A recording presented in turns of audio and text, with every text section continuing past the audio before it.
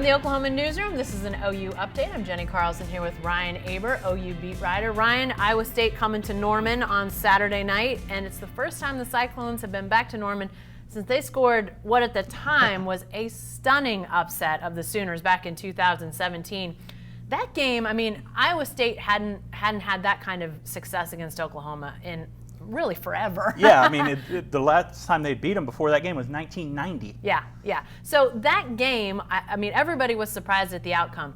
But for Iowa State, that really kind of seemed like a launching pad for that program. Yeah, it was. This was the team coming off a 3-9 season in Matt Campbell's first year. They had started 2-2, so it's not like they started really hot in that season. Coming into that game, Oklahoma was number 3 in Lincoln Riley's first season, flying high. And I don't think there was anybody who came into that game that wasn't wearing Iowa State colors that expected the Cyclones to come out with that victory. But they were able to do it, and that launched Iowa State to what they've become, which is one of the teams in the top half of the Big 12.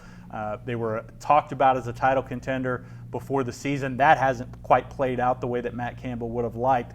But it doesn't look like they're going anywhere as far as being a team to be reckoned with in this conference. When Oklahoma, I mean, they haven't had a ton of losses in the last 20 years at home. I mean, we're one hand. Can you count them on one hand? Yeah, just about. Yeah. So, I mean, losing at home that's just not happened a bunch. Sooners that are on this team were part of that team. Guys like CeeDee Lamb, guys like Kenneth Murray. When they think about that game and what happened that day, how do they avoid it happening again to the Cyclones? Well, I think it's just about the way that they've reacted to losses in the last couple seasons. That loss to Iowa State, certainly, the loss to Texas last year, and Lincoln Riley has gotten his teams to bounce back well from that. Oklahoma, of course, coming off the loss to Kansas State. So I think it's just drawing back on those experiences and the way that they bounce back from those. The focus that they were able to take into November in those cases. It's been a while since Oklahoma's lost a November game. So I think those things will help, but certainly this is not an Iowa State team that can be taken lightly. Yeah, for sure. And you mentioned those losses in the last couple of years, even the Iowa State loss. Sooners were able to find a way to get back in the college football playoff. Obviously they're talking a lot about that, but it is a different year. It is a different scenario.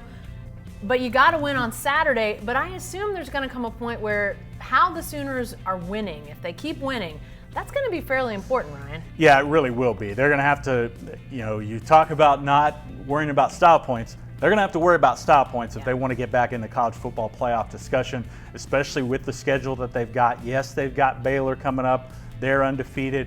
They need Baylor to be undefeated in entering that game. But after that, there's not going to be a whole lot of chances for marquee wins. Oklahoma State isn't what some of us thought they might be, especially now with Tylan Wallace out. Yeah. Obviously, Chuba Hubbard's a fantastic player, but TCU isn't a top 25 team. I mean, Oklahoma's schedule right now, their resume does not hold up really well when you compare them to the other college football playoff contenders. So they're going to have to win in a big way and show that committee that they can hold their own against the top teams in the country, despite not playing many of the top teams in the country this year. Oklahoma gets a chance to play Iowa State and potentially beat Iowa State on a primetime stage as they kick off at 7 p.m. on Saturday night. Don't get a ton of those in Norman, so I know fans will be fired up at games on Fox if you're not heading down there for the game. Be sure to stay with the best coverage team anywhere at Oklahoman.com and every day in the Oklahoman.